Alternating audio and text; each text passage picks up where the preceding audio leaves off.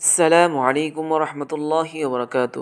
প্রিয় ভিউয়ার্স বিন্দু, আপনি যদি আরবি ভাষা শিখতে চান এবং এই ভিডিওটি ক্লিক করেছেন, তাহলে আপনি অনেক ভাগ্যবান। কারণ আজকের এই ভিডিওর মাধ্যমে আমি আপনাদের সাথে এমন কিছু শব্দার্থ শেয়ার করব, যে শব্দার্থগুলো আরবিরা প্রত্যেক কথায় প্রত্যেক বাক্যে ব্যবহার করে থাকে। তাই আমাদের আরবি ভাষা শেখার জন্য, আরবিদের সাথে কথা বলার জন্য এই বাক্যগুলো অত্যন্ত গুরুত্বপূর্ণ। তাই ধৈর্য ধরে ভিডিওটি সম্পূর্ণ দেখবেন, ইনশাআল্লাহ বহুত ফায়দা হবে। সামান্য কিছু দেখলে আপনার সামান্যতম উন্নতম ফায়দা হবে না, ন্যূনতম ফায়দা হবে না ইনশাআল্লাহ। আপনি পূর্ণ দেখবেন, ইনশাআল্লাহ অনেক ফায়দা হবে, অনেক ফায়দা হবে ইনশাআল্লাহ। আনা মানে হলো আমি। আনা শব্দের অর্থ হলো আমি। ইন্তা শব্দের অর্থ হলো তুমি। ইন্তা শব্দের অর্থ হলো তুমি। আবার বলতেছি, ইন্তা শব্দের অর্থ হলো তুমি। ইন্তি শব্দের অর্থ হলো তুমি বা আপনি।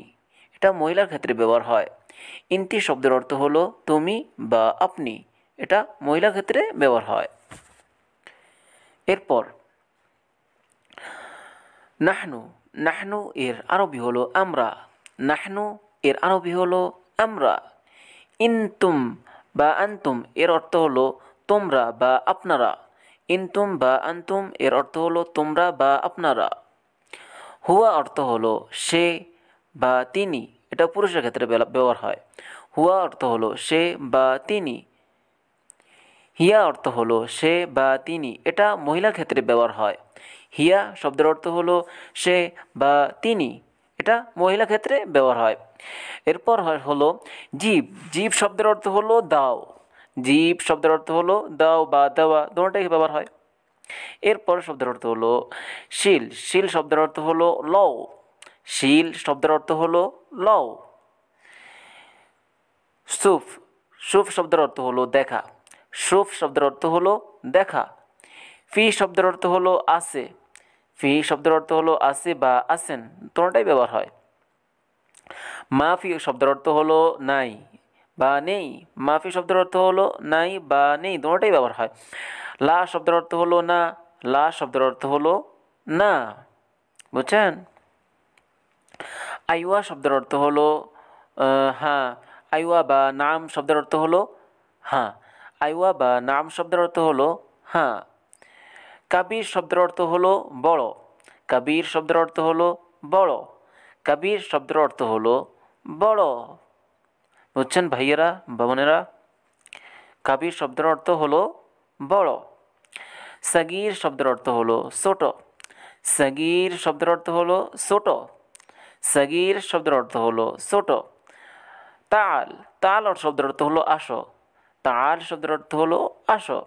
বার্রা শব্দের অর্থ হলো বাহিরে। বার্রা শব্দের অর্থ হলো বাহিরে।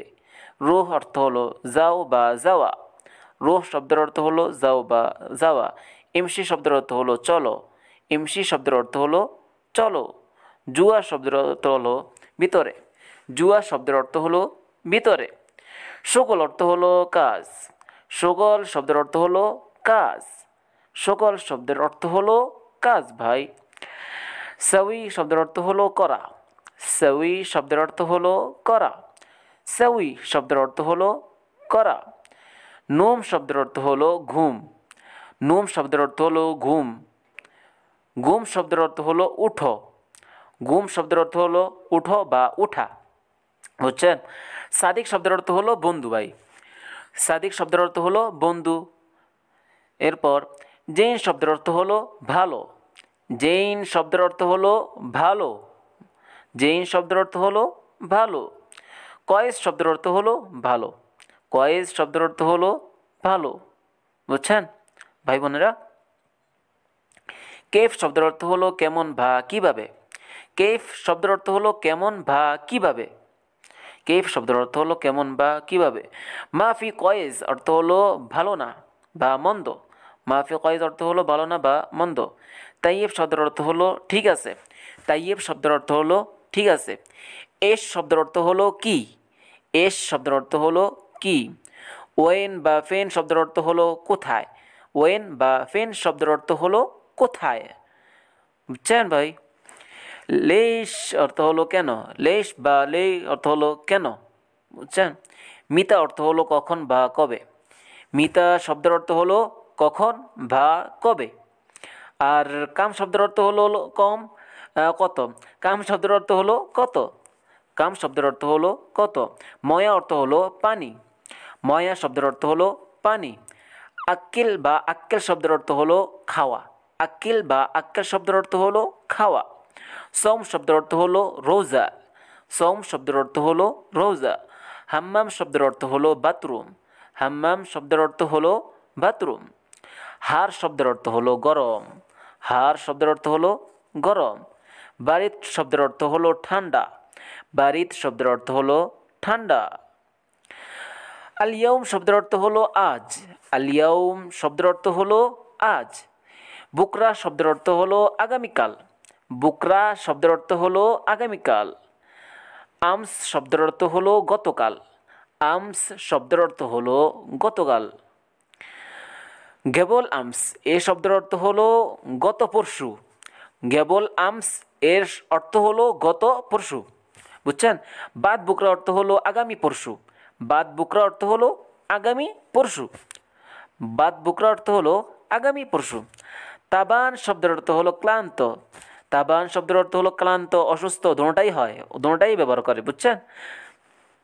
দুব্বা শব্দের অর্থ হলো মোটা। দুব্বা শব্দের অর্থ হলো মোটা। ভাই আপনি কি মোটা? দুব্বা শব্দের অর্থ হলো মোটা। তউইল অর্থ হলো লম্বা। তউইল অর্থ হলো লম্বা, দীর্ঘ। তউইল শব্দের অর্থ হলো লম্বা বা দীর্ঘ। কাসির বা গাসির শব্দের অর্থ হলো খাটো। কাসির বা গাসির শব্দের অর্থ হলো খাটো। বুঝছেন? কাতির বা কেতির শব্দের অর্থ হলো অনেক বা প্রচুর। কেতির বা কাতির শব্দের অর্থ হলো অনেক বা প্রচুর। বুঝছেন ভাইজান, ভাই বোনেরা? কাতির বা কেতির শব্দের অর্থ হলো অনেক বা প্রচুর। ওয়াজিদ বা ওয়াজেদ শব্দের অর্থ হলো বেশি। ওয়াজিদ বা ওয়াজেদ শব্দের অর্থ হলো বেশি। ওয়াজিদ বা ওয়াজেদ শব্দের অর্থ হলো বেশি। গুরফা অর্থ হলো রুম বা কক্ষ। গুরফা শব্দের অর্থ হলো রুম বা কক্ষ। আর সাক্কা শব্দের অর্থ হলো বন্ধ করা। সাক্কার শব্দের অর্থ হলো বন্ধ করা। ইফতা শব্দের অর্থ হলো খোলা। ইফতা শব্দের অর্থ হলো খোলা। খালাস অর্থ হলো শেষ বা সমাপ্ত। খালাস শব্দের অর্থ হলো শেষ বা সমাপ্ত। ফন্দুক অর্থ হলো আবাসিক হোটেল। ফন্দুক অর্থ হলো আবাসিক হোটেল। মাতাম অর্থ হলো খাওয়ার হোটেল। মাতাম অর্থ হলো খাওয়ার হোটেল। বুঝছেন ভাইজানরা? গিদ্দাম শব্দের অর্থ হলো সামনে। গিদ্দাম শব্দের অর্থ হলো সামনে। অর্থ হলো পিছনে। ফোক শব্দের অর্থ হলো উপরে। ফোক শব্দের অর্থ হলো উপরে। তাহাত শব্দের অর্থ হলো নিচে। তাহাত শব্দের অর্থ হলো নিচে। ইয়াসার অর্থ হলো বামে। ইয়ামিন অর্থ হলো ডানে। ইয়াসার শব্দের অর্থ হলো বামে। ইয়ামিন শব্দের অর্থ হলো ডানে। তরিক শব্দের অর্থ হলো রাস্তা বা রোড। তরিক শব্দের অর্থ হলো রাস্তা